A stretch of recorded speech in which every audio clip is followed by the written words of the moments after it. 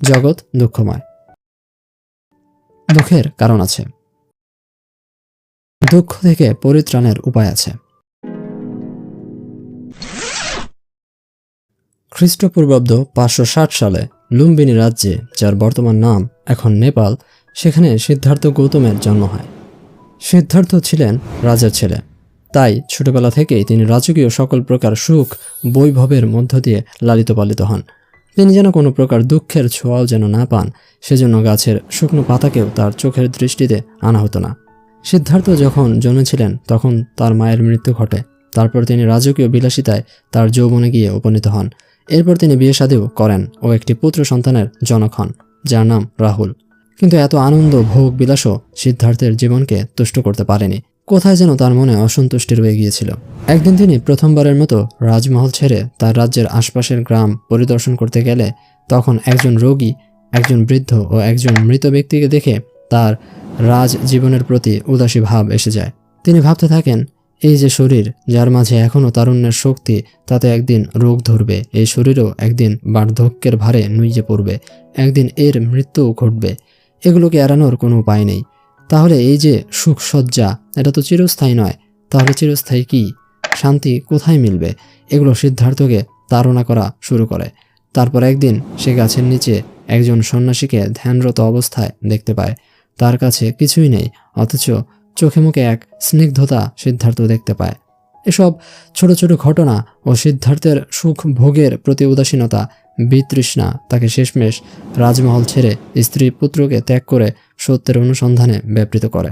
তারপর নানা ঘাত প্রতিঘাত অতিক্রম করে দীর্ঘ 6 বছরের সাধনা শেষে সিদ্ধার্থ গৌতম এক পূর্ণিমা রাতে নিরঞ্জনা নদীর পাড়ে গাছের নিচে নির্বাণ লাভ করে বুদ্ধে পরিণত হন।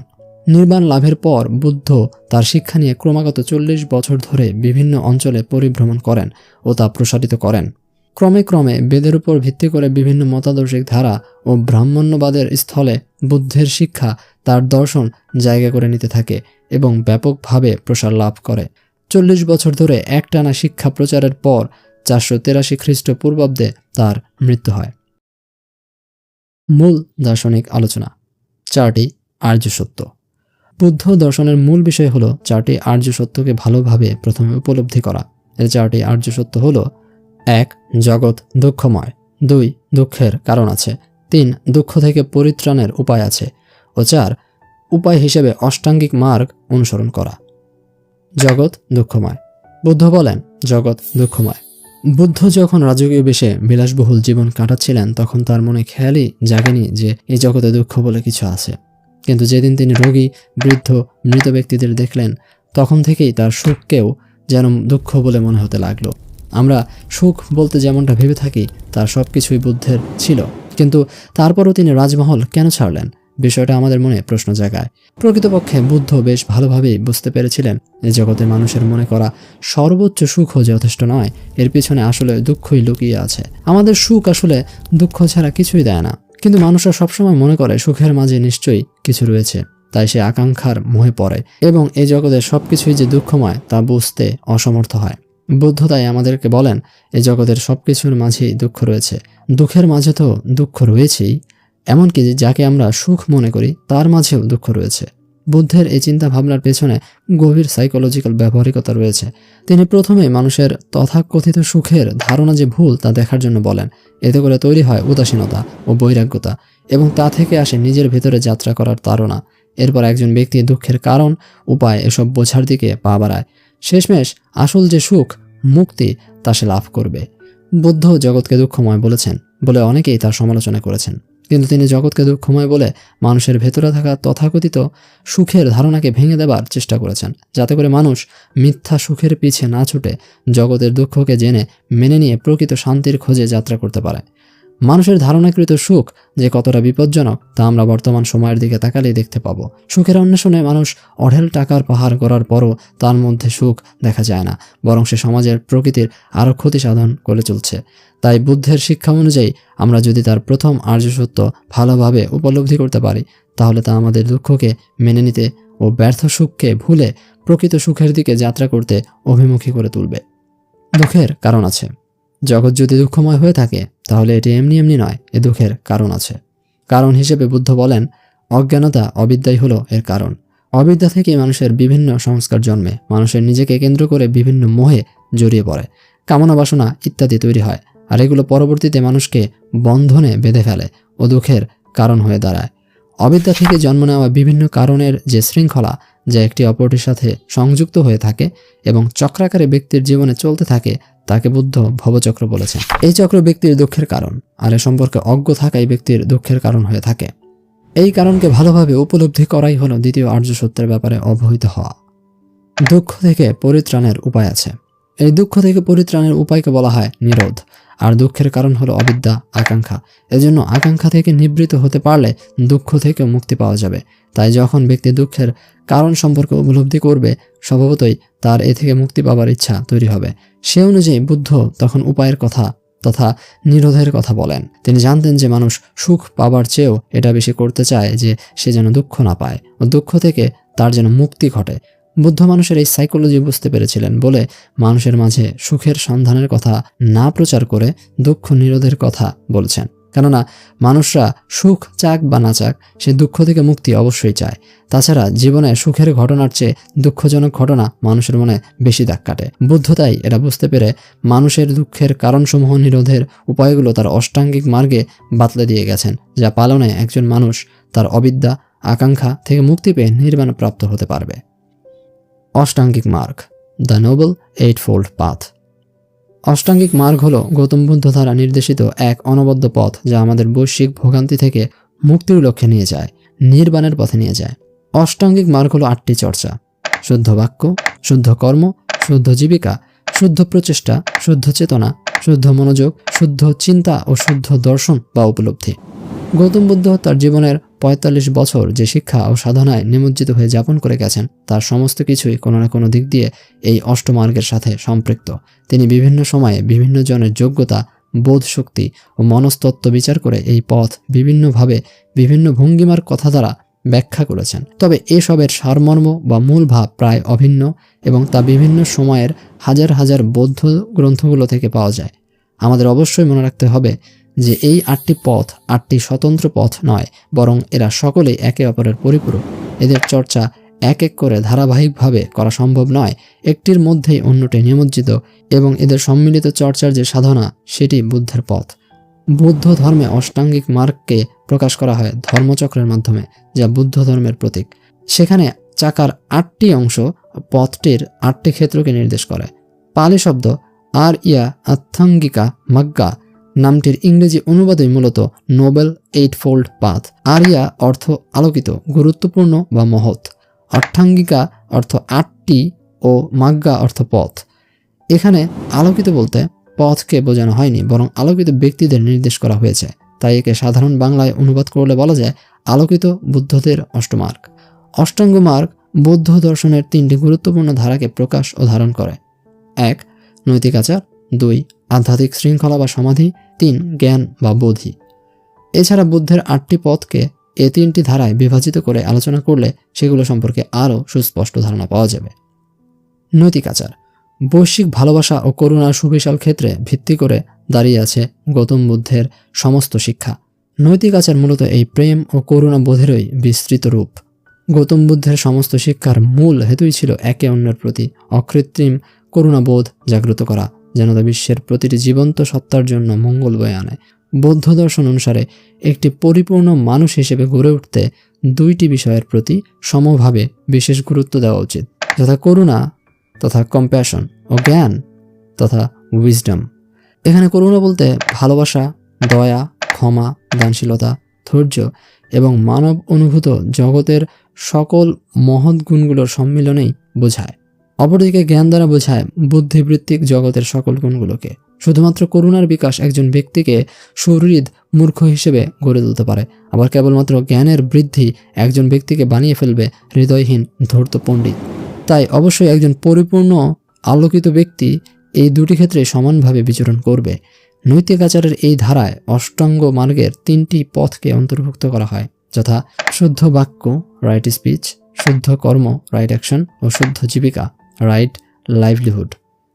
শুদ্ধ বাক্য এই পথ প্রথমেই আমাদের নির্দেশ দেয় মিথ্যা না বলতে এবং কোনরূপ মিথ্যা না ধারণ করতে। পরচর্চা ও পরনিন্দা থেকে বিরত থাকতে এবং এমন কোনো কথা না বলতে যা সমাজ ও রাষ্ট্রের কোনো নির্দিষ্ট গোষ্ঠীতে বা একক ব্যক্তিতে হিংসা, ভেদাভেদ, ঘৃণা ও শত্রুতার সৃষ্টি করে। এরপর আমাদের নির্দেশ দেয় অভদ্র, কর্কশ ও হিংস্র শব্দ প্রয়োগ না করতে। যখন একজন ব্যক্তি তার নিজের যোগ্যতা, সীমাবদ্ধতা সম্পর্কে অবগত হয়ে নমনীয় হয়ে নিজ বাক্যে এরূপ সংযম আনবে, তখন অবশ্যই তাকে অভ্যন্তরীণভাবে সত্যের ছায়াতলে আসতে হবে এবং তা কখনোই লোক দেখানো নয়। তখন সে উপলব্ধি করবে নিজের সাথেই মিথ্যাচার করে নিজেকে ফাঁকি দেওয়ার অপরাধও সমান নিন্দনীয়। এছাড়াও বাক্যের অপব্যয় না করে তাতে লাগাম ধরাও জানতে হবে। আর পরিশেষে যেখানে সমস্ত ধৈর্য ও সংযম বাঁধ ভেঙে যায়, সেখানেও যেন অবশ্যই বজায় থাকে মহৎ নীরবতা। শুদ্ধ কর্ম। শুদ্ধ কর্ম মূলত নৈতিক, মহৎ ও শান্তিপূর্ণ আচারের নির্দেশনা দেয়। আমাদের অবশ্যই চুরি, কলহ ও হিংস্র আচরণে নিজেদের নৈতিক আদর্শকে ধ্বংস করা উচিত না। অবৈধ লেনদেন সমাজ বা পরিবারে বিরূপ প্রভাব ফেলে এমন অভ্যাস, অনৈতিক যৌন সম্পর্কের স্থাপন নিজের অভ্যন্তরীণ বিশুদ্ধতায় হানি ঘটায়। তাই এমন সকল আচরণ বা কর্ম ত্যাগ করা উচিত এবং একে অপরকে উন্নতি ও সততার পথে ত্বরান্বিত করতে দিক নির্দেশনা ও উদ্দীপনাও দেওয়া উচিত।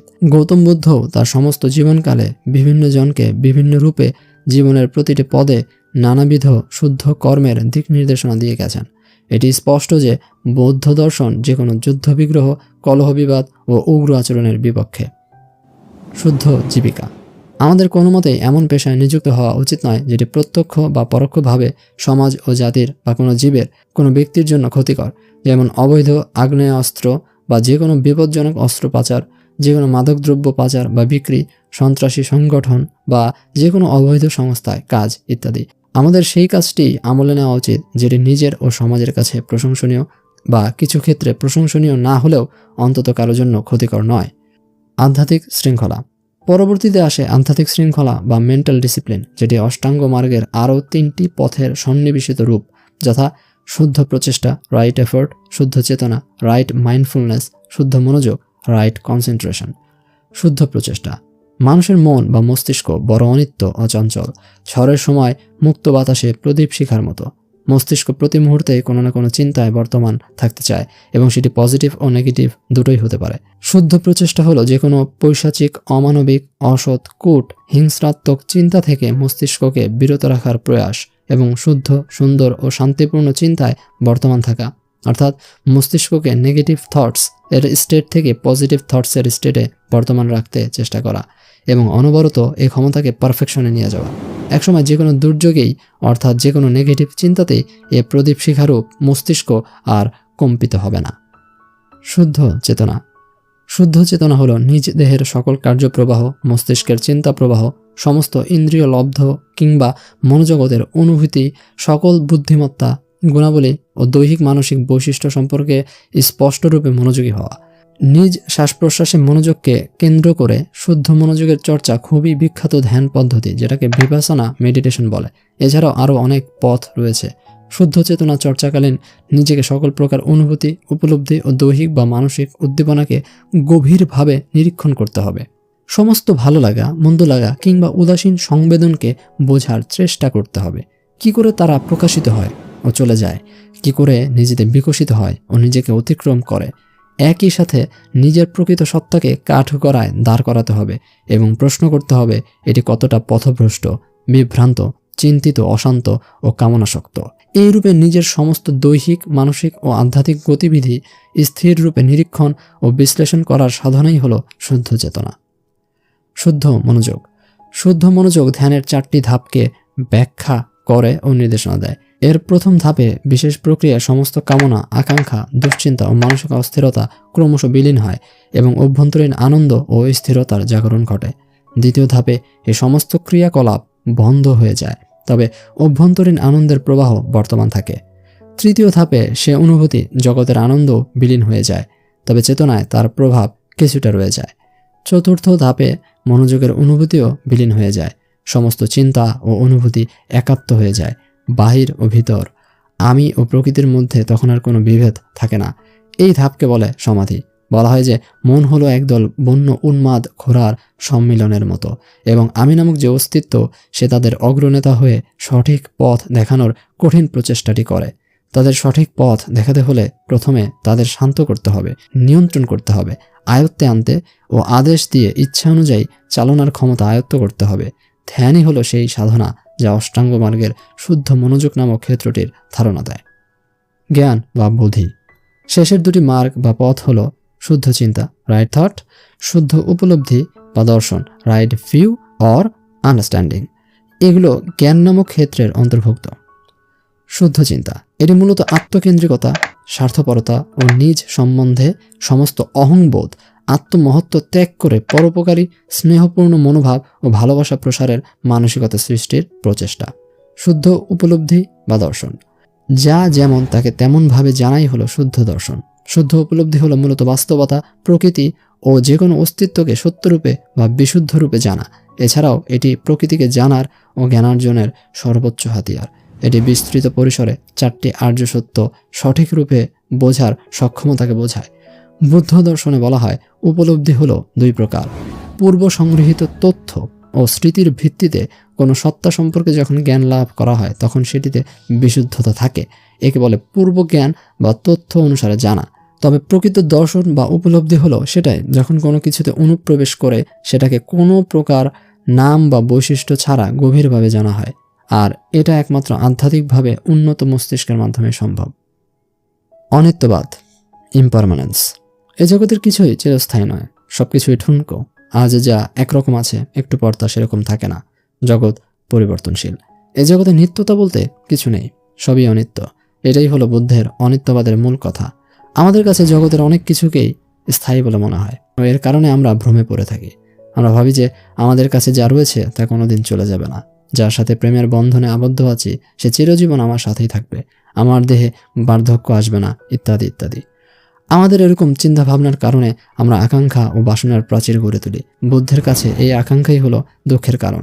আর তা থেকে নিবৃত্তির জন্য বুদ্ধ বলেন, জগতে কোনো কিছুই চিরস্থায়ী নয়। এমনকি একটি জ্বলতে থাকা মোমবাতি দেখে মনে হতে পারে এটি স্থায়ী, কিন্তু এর আলো ধোয়া হয়ে উপরে উঠে যায় ও এরপর সে ফাঁকা জায়গায় আবার নতুন একটি আলো জায়গা করে নেয়। অর্থাৎ ক্ষণিকভাবে জ্বলা মোমবাতি স্থায়ী নয়, এটা পরিবর্তনশীল, ধ্বংসশীল। তাই যে ধ্বংসশীল তার পিছনে পড়ে থেকে কি লাভ? এভাবে বুদ্ধ তার অনিত্যবাদ দ্বারা ব্যক্তিকে নির্বাণের পথে আহ্বান করেন। এজন্য আমরা দেখতে পাই বুদ্ধ শ্মশান ঘাটে গিয়ে ধ্যান করতে বলেছেন, যাতে করে মানুষ ও জীবনের অনিত্যতা তথা ধ্বংসশীলতা বোধের মাঝে জাগ্রত হয়। বুদ্ধের এই ধারণাটি হতাশাজনক লাগলেও এর জীবনের গহীনতম এক দর্শন, যা আমরা গ্রিক দার্শনিক হিরাক্লিটাসের মাঝেও দেখতে পাই। হিরাক্লিটাসও জগতের পরিবর্তনশীলতার কথা বলেন।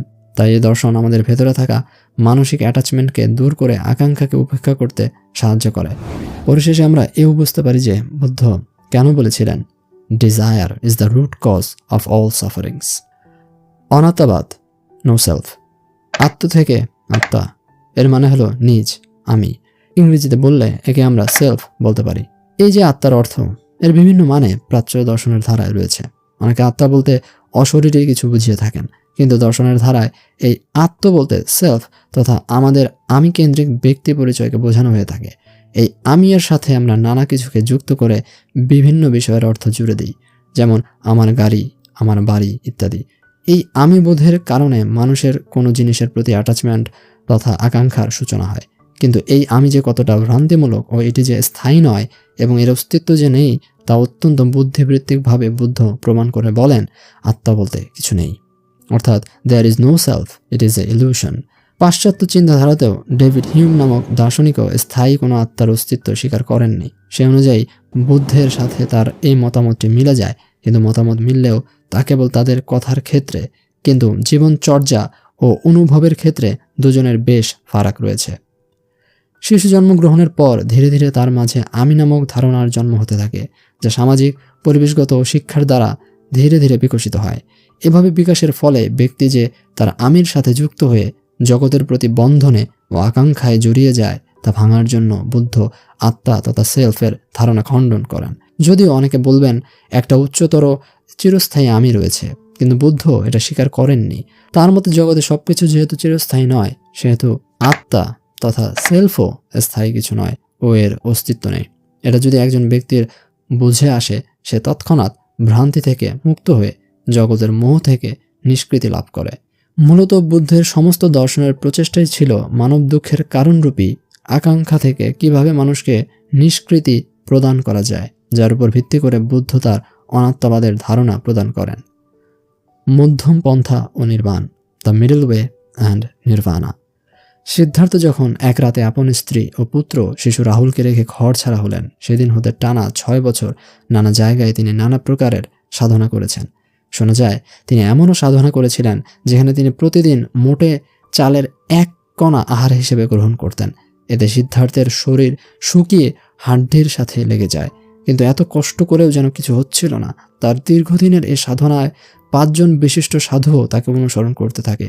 তাদের কাছে মনে হয়েছিল যে লোকটি এত কৃচ্ছতা সাধন করছে, নিশ্চয়ই সে বেশ বড় মাপের সন্ন্যাসী হবে। কিন্তু একদিন তারা দেখল সিদ্ধার্থ গৌতম তার তপস্যা ভেঙে আহার গ্রহণ করছেন। তখন তাদের মনে হলো সে পথভ্রষ্ট হয়ে গেছে। এরপর তারা সিদ্ধার্থকে ছেড়ে চলে গেল। এদিকে সিদ্ধার্থ গৌতম সমস্ত সাধনা করার পরও কিচ্ছু হচ্ছে না দেখে হতাশ হয়ে এক পূর্ণিমা রাতে নিরঞ্জনা নদীর পাড়ে একটি গাছের নিচে পদ্মাসনে বসে নির্ণয় নিলেন, আর কিছুর প্রয়োজন নেই। এবার কিছু হলে হবে, না হলে এই জীবনের শেষ। এই বলে সেদিন তিনি চোখ বন্ধ করলেন। আর ঠিক সেদিনই সিদ্ধার্থের সাথে ঘটে গেল সেই অপূর্ব ঘটনা। তিনি আলোকপ্রাপ্ত হলেন। সিদ্ধার্থ গৌতম বুদ্ধে পরিণত হলেন। তার নির্বাণের বহুকাল পর যখন তিনি তার শিক্ষা প্রচার করছিলেন, তখন অনেকেই নানা প্রশ্ন করত যে এসব দুঃখ নিবৃত্তি করে আমরা কোথায় পৌঁছব, আমাদের কি হবে? তখন বুদ্ধ বলেছিলেন নির্বাণের কথা, নির্বাণ প্রাপ্তির কথা। তবে এ জীবন থেকে নাশ হওয়াটাকে বুদ্ধ আবার মহানির্বাণ বলে আখ্যা দিয়েছেন। এই নির্বাণ হলো চিরতরে বিলীন হয়ে যাওয়া, কিছু না হয়ে যাওয়া। এই নির্বাণ প্রাপ্তির জন্য না অতি ত্যাগের কোনো দরকার আছে, না অতি ভোগের কোনো আবশ্যকতা আছে। বুদ্ধ বলেন, বীণার তার অতি ঢিলে করলেও সুর বাজে না, অতি শক্ত করলেও গীত ওঠে না, বরং যখন মধ্য অবস্থায় সমতায় রাখা হয় তখনই সুর উৎপন্ন হয়। তাই মানুষের অতি ত্যাগেরও প্রয়োজন নেই, অতি ভোগেরও প্রয়োজন নেই। যতটুকু প্রয়োজন ততটুকু করে মধ্যম পন্থা অনুসরণেই তার নির্বাণ প্রাপ্তি ঘটবে। তাই গৌতম বুদ্ধের পথ হলো মধ্যমপন্থী পথ, দ্য মিডল ওয়ে। আর এটির অনুসরণ 4টি আর্য সত্যের বোধ ও অষ্টাঙ্গিক মার্গ অনুযায়ী চললে একজন ব্যক্তির সকল প্রকার আকাঙ্ক্ষা ছিন্ন হয়, দুঃখের নিবৃত্তি ঘটে ও সে নির্বাণ লাভ করে। বুদ্ধকে নিয়ে একটি কাহিনী। বন্ধন ও আকাঙ্ক্ষার কুহেলিকা। একবার এক দিশেহারা ব্যক্তি অতি আগ্রহ নিয়ে গৌতম বুদ্ধের কাছে এসেছিলেন। তার মনে জমে থাকা কিছু নিগুড় প্রশ্নের উত্তরের খোঁজে। গৌতম বুদ্ধের দর্শন মাত্র তিনি জিজ্ঞেস করলেন, হে প্রভু, সংসারের সাথে আমাদের আবেগের বন্ধনের কারণ কি? কেন আমরা বিচ্ছেদে কষ্ট অনুভব করি? বুদ্ধদেব বরাবরের মতোই প্রফুল্ল বদনে বসেছিলেন এবং তার প্রশ্ন শুনে করুণাময় দৃষ্টিতে তার দিকে তাকালেন। হে বৎস, তোমার পুত্র আছে? হ্যাঁ, আছে প্রভু। তোমার ভাইয়ের আছে? আছে। তোমার কোনো প্রতিবেশীরও নিশ্চয়ই পুত্র আছে? হ্যাঁ। এ পৃথিবীর অন্য প্রান্তে তোমারও অজানা কারোর পুত্র আছে? হয়তো আছে প্রভু। তোমার পুত্র মারা গেলে তুমি কতটা ব্যথিত হবে? আমি তো এ কথা কল্পনাতেও চিন্তা করতে পারবো না প্রভু। হয়তো আমি অতিশয় ব্যথায় মুমূর্ষু হয়ে জ্ঞান হারাবো কিংবা উন্মাদ হয়ে যাব। তোমার ভাইয়ের ছেলের মৃত্যুতেও কি তুমি সমানভাবে ব্যথিত হবে? সেক্ষেত্রেও আমি অত্যন্ত ব্যথিত হব, কিন্তু হয়তো তার নিজ পুত্র মারা যাবার শোকের সমান হবে না। তোমার প্রতিবেশীর পুত্র মারা গেলে তখন হয়তো আমি দুঃখ প্রকাশ করব, কিন্তু তা ক্ষণকালই বিরাজ করবে। আর সে অজানা কারো পুত্রের মৃত্যুতে প্রভু, আমি হয়তো তেমন কিছুই অনুভব করব না। হে বৎস, কখনো পুত্রকে নিয়ে সাগর পাড়ে খেলা করেছ? হ্যাঁ প্রভু। তোমার অবোধ ছেলে যখন বালু দিয়ে ঘর বানিয়েছিল এবং সহসা বিশাল এক ঢেউ এসে সেটি ভাসিয়ে নিয়ে গেল, ও কেঁদেছিল? হ্যাঁ, ও অত্যন্ত কষ্ট পেয়েছিল। তুমি কেন কষ্ট পাওনি? তুমি কেন কাঁদোনি? কারণ আমি জানি বালুর তৈরি সে ঠুনকো সৃষ্টি চিরন্তন নয় এবং তা আনন্দের উৎস হলেও বাস্তবিক জীবনে তার কোনো বিশেষ মাহাত্ম্য নেই। কিন্তু সে বালক তা উপলব্ধি করেনি। এখন বলো, তোমার পুত্রের মৃত্যুতে কেন তুমি কাঁদবে? কেন বিচ্ছেদে তুমি ব্যথিত হবে? কেন না পাওয়ার শূন্যতা তোমায় বিধ্বস্ত করবে? কি পেলে তুমি সন্তুষ্ট, পূর্ণ ও সার্থক হবে? যাও বৎস, তুমি তোমার প্রশ্নের তৃষ্ণা নিজেই নিবারণ করেছ। এই গল্পটির মর্মবোধ ব্যাখ্যা না করে আমি এটা আপনাদের উপলব্ধির জন্য রেখে দিলাম, যেন জীবনের প্রতিটি সৃষ্টির সাথে বন্ধনের আকাঙ্ক্ষার ও আপেক্ষিক অপূর্ণতার স্বরূপ আপনারা নিজেরাই উপলব্ধির চেষ্টা করতে পারেন। আর এটাই দর্শনের উদ্দেশ্য, সুশৃঙ্খল ও সুস্পষ্ট চিন্তাধারার প্রয়াস ও প্রসার করা। কেননা অন্যের থেকে জল সংগ্রহ করা গেলেও নিজের তেষ্টা নিজেকেই নিবারণ করতে হয়।